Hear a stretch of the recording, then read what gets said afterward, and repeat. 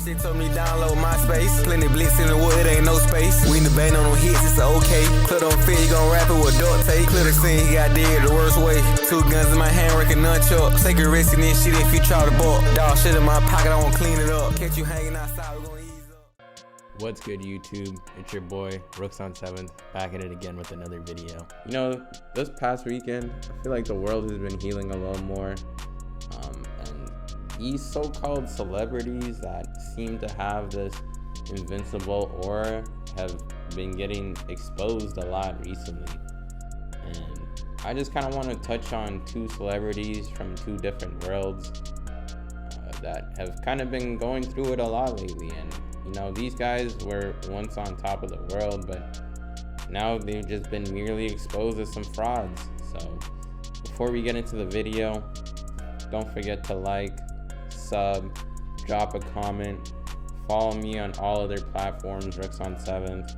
If you fuck with this beat, I'm gonna drop the link to my SoundCloud and to the song at the end of this video so y'all can go tap into that as well. So the first celeb that we're talking about is Mr. K Flock. Before YNs were even a popular term, this guy was on the Mount Rushmore for being the top YN. I mean, he was spinning on the ops block every single day, and while he was doing it, he was live streaming it as well. K Flock was only 18 years old when he had first started rapping, and when he had dropped his first song, that shit blew up overnight.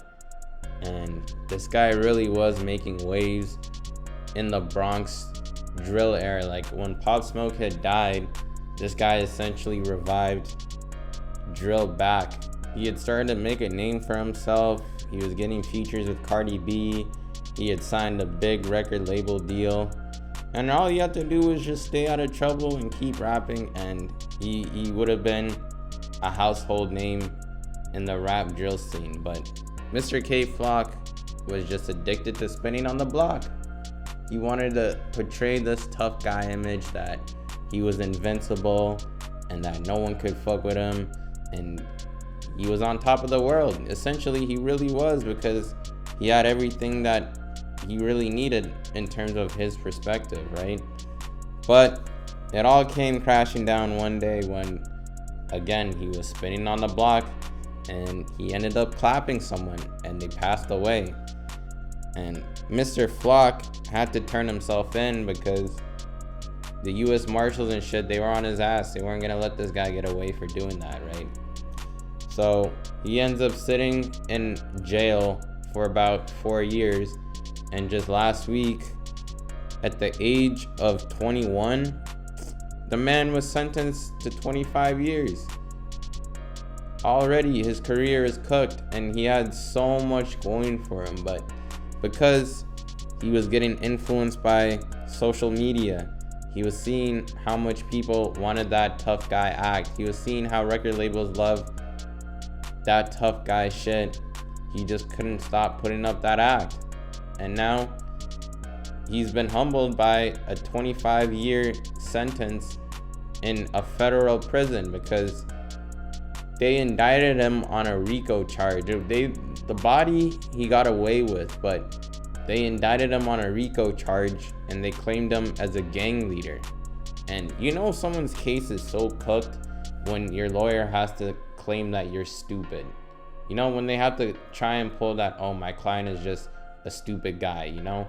That's how you know you're cooked. There's no defense that you have that's gonna protect you at all. And with the feds, they have a 98 or 99% conviction rate. So either way, when the feds got you, when they really arrest you, like, bro, they really arrest you. The most you can really even do is get a plea deal. Like, taking it to trial, you're gonna lose for sure. There's no doubt about it. So you have to plead to something just so you can get a lesser charge, because you're gonna end up facing time either way. And it's just such a sad story that someone who's 21 years old, who was on top of the world, had everything they needed, could have left New York. He didn't even have to stay in New York. He could have moved to a completely different state and just continued rapping. Could have been the breadwinner, but nope. Now He has to sit in a 4x4 cell, has to listen to when someone tells him to eat, sleep, work, shower. He has no sense of freedom anymore, all because he just wanted to put on a tough guy act that he didn't even need to anymore. So the next celebrity I want to talk about is the misogynist man, the self-proclaimed alpha male, Andrew Tate. Andrew Tate first rose to fame being a kickboxer. He had a pretty decent record. He was a 4-time world champion. But if you really look into who he was fighting, this guy was fighting a bunch of trash cans. He had first started making his big source of money by essentially being an online pimp.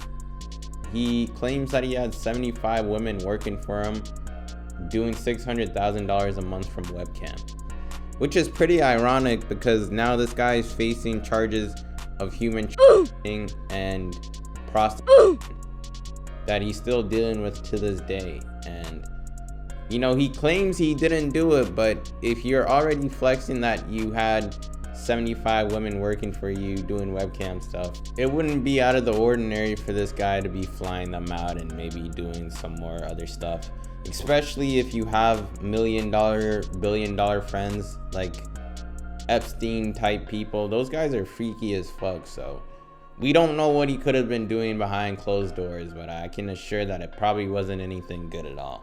Now, Mr. Alpha Male Tate over here, like I'd mentioned before, was a professional kickboxer. And just this past weekend, he decided to step back into the ring to kind of get the rust off, you know, see if Unk still got it.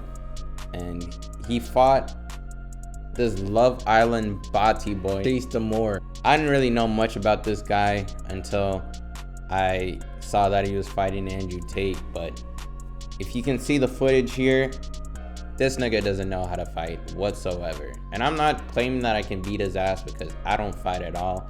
But if you guys watch this fight, I wouldn't be getting hit with some of these punches that Mr. Tate was getting hit with. It was so embarrassing for someone that has this renowned kickboxing background. They've posted videos of them sparring and dropping people, and they make it seem like they're just this tough guy who's invincible and they can't lose at all. But Mr. Andrew Tate over here ended up actually getting his ass whooped to the point that it wasn't even a split decision. It was a majority decision loss for him.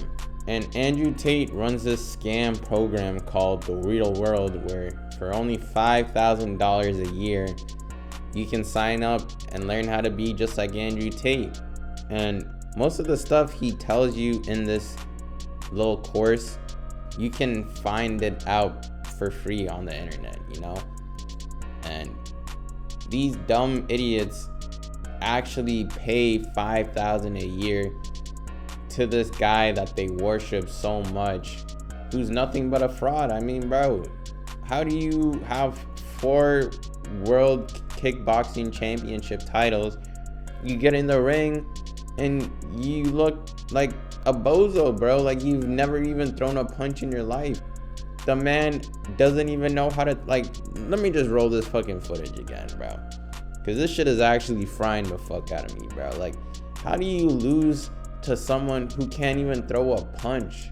Over here getting his ass clobbered by fucking Bati boys.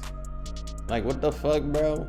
This shit is so sad, bro. And I just wonder how all the people who ever looked up to him, said he was inspirational, said he was so tough, how they feel now that their celebrity that they worship with everything that they love got fraud checked, got exposed. They probably feel so stupid. I mean, there's some people who probably have a poster on Andrew Tate, who probably started shaving their head bald because of Andrew Tate, who started probably even treating women like ass because of Andrew Tate. You know what I'm saying? And now their so-called God is getting exposed by a Bati boy. And this just goes to show that we as people idolize celebrities way too much, to the point that we think that they're invincible or that they're gods, when in reality they're just humans at the end of the day. We need to stop giving some of these people too much power, too much control, and too much of our own hard-earned money at the end of the day. No one deserves to be giving Andrew Tate no money. No one deserves to be giving K-Flock any streams, especially when you're over here actually clapping people. And I'm not just kicking these two celebrities when they're already down. I'm just showing an example of what it is when you put up an image. Jake Paul never was a real fighter. His always primary thing has been an entertainer. And that's why when he got rocked by Anthony Joshua, who is an actual fighter, who portrays himself as a fighter, it wasn't really a shock because Jake Paul is just an entertainer. He was on Disney. He did YouTube before he even boxed. He's always been an entertainer. K-Flock portrayed himself as a driller. Andrew Tate portrayed himself as an alpha male. In my opinion, there's no man or anything in this world that can ever triumph God. No power, no spirit is ever higher than the Lord. And a lot of you guys need to pick up a Bible, pick up any sort of spiritual literature, and tap in with a higher self or a higher one, because these otherworldly celebrities or otherworldly vices will never ever lead you to the correct path, unlike God will, for real. But that's all I have to say about the video. Like I said, it was a phenomenal week. Even the Epstein files dropped too, you know what I'm saying? Like I said, celebrities really have been getting exposed lately, and I hope it continues throughout 2026. I can't wait to see more of these evil spirits get cleansed by the power of the Lord. And yeah, if you guys like the video, don't forget to drop a like, sub, comment, follow all the socials. SoundCloud song is gonna be at the end of this video, and like I said, I'm gonna be more consistent. I got another video lined up within the next week or two, so stay ready for that. Other than that, peace out. I'll see y'all later.